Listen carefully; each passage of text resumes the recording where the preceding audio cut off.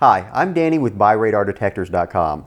I'm here today with Bob, President and Chief Product Engineer from Vail Corporation. His product, Laser Vail, is the perfect complement to radar detectors as it reduces the effectiveness of police laser guns and IR cameras. Bob is also a radar detector expert. He's logged hundreds of thousands of miles testing radar detectors. And in this video today, we're going to look at the new Passport radar detector from Escort and contrast it with the older 8500 X50 Black radar detector. Bob, what do you think of the new Passport? I like it. I think it's a worthy successor to the 8500 X50, which is right here. The 8500 X50 was a great detector for a long time. A lot of fabulous long life on that model. Yeah, I love this detector. I still love this detector. But the Passport, they've updated it. They have Bluetooth, which we'll talk about momentarily here, but updated the laser sensitivity with it as well. And anyway, all around a terrific detector and a wonderful successor to the 8500 X50. The first thing you notice between these two is the display has changed significantly between the 8500 and the Passport. What do you think of that? Yeah, Escort went to, and I'll power this up and hopefully you folks can see this. They use now an OLED display, and let's see if I'm getting power here. Here we go.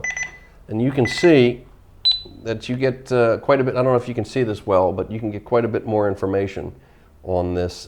You can have multiple colors with this. It could be pure white, it can be, I think, orange or red type of thing, green, very blue. configurable for sure, yeah. Right. The only thing I'd like to see Escort do, frankly, with these displays is to make it brighter in more dynamic lighting or different varying lighting conditions. Sometimes, even with the maximum display on these things, it can be tough to read, which is unfortunate.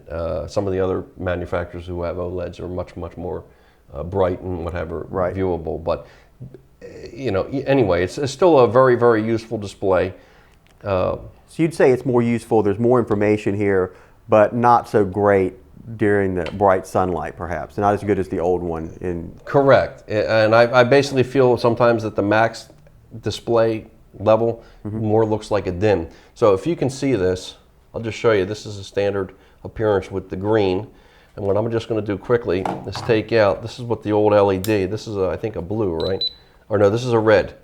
And this was what the old X50 looked like. And that had, was pretty bright as well. I can change, so that's, you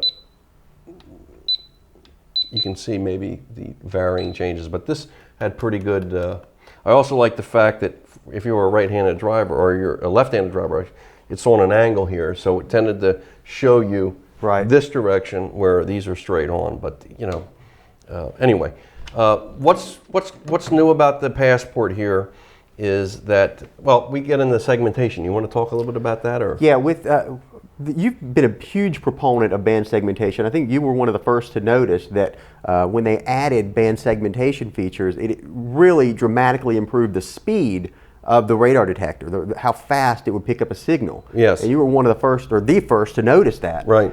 And it seems like ever since you've noticed that feature spread throughout the radar detector, where you've seen so many new models now that have that, the Passport included. Yeah, and I'm very proud of that fact, actually. I take great pride in that. I've been driving, as you said, for many years.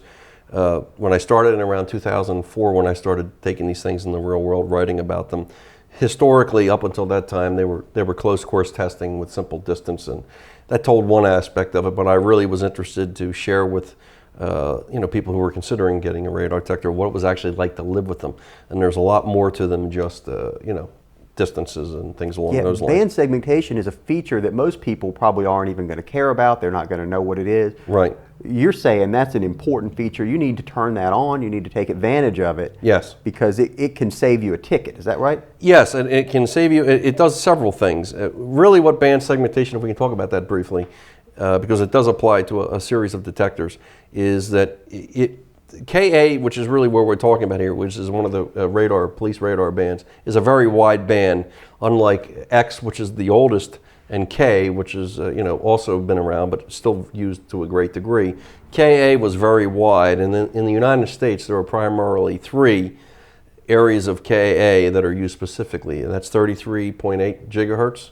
There's 34.7 gigahertz, and then there's 35.5 gigahertz. And these are narrow, these are subsets of the entire band. So by using band segmentation, you can allow the detector to look at only those areas, and it does a couple things. It reduces the likeliness of getting falses from areas of KA that would never be where police radar is. So it reduces the time.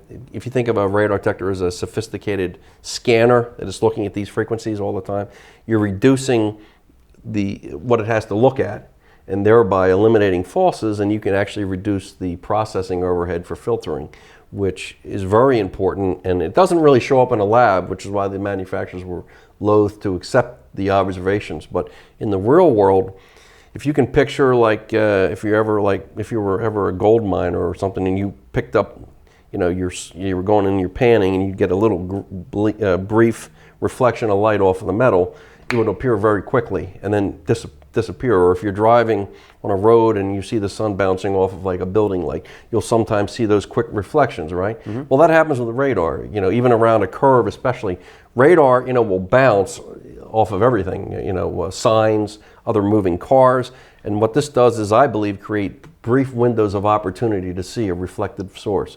And if a detector is quick enough to see, it'll alert. And in some cases, the sensitivity of the detector doesn't really go up, but the effective sensitivity does, because in some cases, I was able to get 50 seconds of increased warning.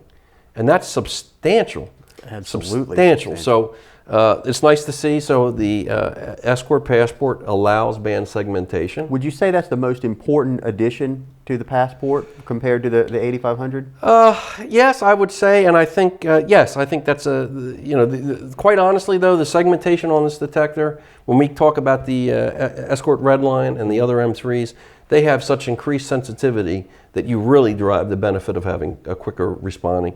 I don't think it manifests itself as frequently or significantly, but be that as it may, I still think it's a good feature to have. This detector also is updated to respond to newer lasers that the older detectors can't necessarily see. Okay. And I'm obviously a big proponent of having a good laser section on a radar detector. I think it's essential. Now, Bluetooth is something else that we mentioned earlier that has been added to the Escort Passport. Now, previously, that was something that was part of the power cord. Is that correct? That's correct. And now it's built right into the detector, so it can interface with Escort smartphone application. That's correct. And the nice thing about that is you can use your smartphone with Escort Live, which is a program that does some crowdsourcing. We'll talk about that a little bit later as well.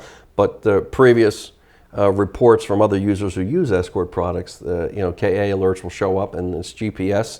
And it'll alert you that, in a certain period of time recently this was detected, a KA source, something like that. Mm-hmm. So it can be very useful. You can also configure very quickly off your iPhone, the programming characteristics of these detectors, which is very nice as well. And you can even use the capability here with the USB ports, the mini D here, to update the firmware. So these are things that you can't do with the older detectors. So we're pretty much limited to whatever they build into the firmware at the time. So, and you can see the relative sizes of these two. The newer Passport is shorter, a little bit smaller, a little bit lighter, doesn't bounce as much on the windshield. And I like the fact that it's lower in black, so it doesn't reflect as much, as you can see. So you would say the new Passport is a worthy upgrade to the 8500 X50. You like the direction they're going, is that safe to say? Yeah, I would say so. Yeah, I'm very happy. Escort can sometimes be a little erratic with their laser, and again, that's a really important feature to me. And the Passport, I'm very happy. And it's a great, the Passport, for those who've been in this for a very long time, I drove with the first Passport, which came after the first Escort. And this was like in the early 80s. Yeah, seen those. Exactly. It was a really popular detector. It was great. You still see those. And it was only a 2-band X and K. That's all they had. No laser, no KA. But this is a worthy fit to, or back to the original Passport. So again, highly recommended. Now, currently the 8500 X50 sells for $299.